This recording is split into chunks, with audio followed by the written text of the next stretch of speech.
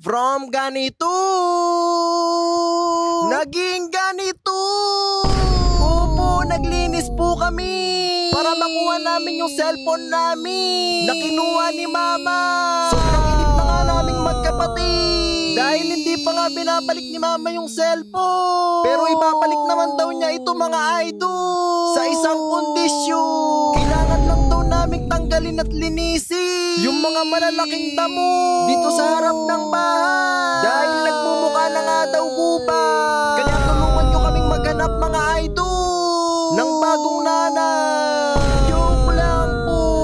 Sino ba namang siraulo mga idol yung maglilinis ng ganitong oras habang tirik yung araw? Syempre sino pa, edi kami. Opo! At dahil masipag at masunurin kami mga idol, ay nilayasan na lang namin si Mama kesa naman mapagod at mangitim kami sa pagtanggal ng damo na mas malaki pa sa amin. Joke lang po.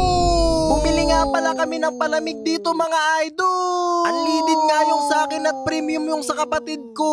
At pag-uwi nga namin ay inayos na namin yung grass cutter na ipapalo namin kay Mama. Joke lang po. Baka mapanood ni Mama itong video at tuluyan na kaming palayasin. Opo! Pinainom na nga namin ng gasolina itong grass cutter para hindi ma-dehydrate sa sobrang init. So ayun mga idol, magbabato topic kami para malaman namin kung sino unang gagamit ng grass cutter at unang maglilinis. Siyempre, bago tayo magbato-bato topic, pakita mo muna sino ang cameraman natin. Bato-bato pick! Lalo ka! Mawala siya guys, let's go! Balo? Okay na, okay na. Okay na! Testing mo nga, testing mo. Para sa cellphone! Para sa cellphone! Para sa cellphone! Inumpisaan na nga ng siraulo kong kapatid ang pagtatanggal ng mga demonyong damo. Gagawin talaga namin lahat mga idol para maibalik lang yung mga cellphone namin. Kahit ang kapalit ay ang pag-itim ng kutis namin. Dahil sabi nga nila mga idol, nasa umpisa ang hirap, nasa huli naman ang sarap. Hindi katulad ng kapatid ko, umpisa pa lang ay nahirapan na, kaya nagpapalit na ang demonyo. Inuna nga namin naputulin yung mga maliliit na damo dahil kung uunahin namin yung malalaking damo mga idol ay siguradong matatagalan kami at mabibilad sa tirik na araw. Dahil mamayang hapon nga mga idol, kapag hindi na mainit ay babanatan na namin yung malalaking damo. Opo! At makalipas nga ang ilang oras na pagtatrabaho mga idol ay nagpahinga muna kami at nagmerienda.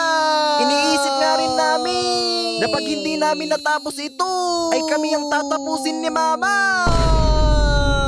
So yun mga idol, hindi na kaya ng tansi natin yung mga malalaking damo. Paano hindi kaya Mas malaki pa sa amin yung damo Gagamitan na natin ng blade. Gumamit na kami dito ng blade mga idol dahil nga hindi na kaya ng tansi yung mga malalaking damo. Kung nagtataka kayo mga idol kung bakit ang tatangkad ng mga damo dito sa amin, lagi kasi namin silang pinapainom ng cherry face. Opo! At makalipas nga ang 6 na oras na pagdadamo mga idol ay naubusan na kami ng tubig sa katawan. Joke lang po. Sobrang saya namin dito mga idol dahil naubos na namin ang mga buwisit na damo na ipinaputo ng magaling na nanay namin. At kung makita nga niya ito mga idol ay tumulo ang laway niya sa gulat at wala na nga siyang ibang magawa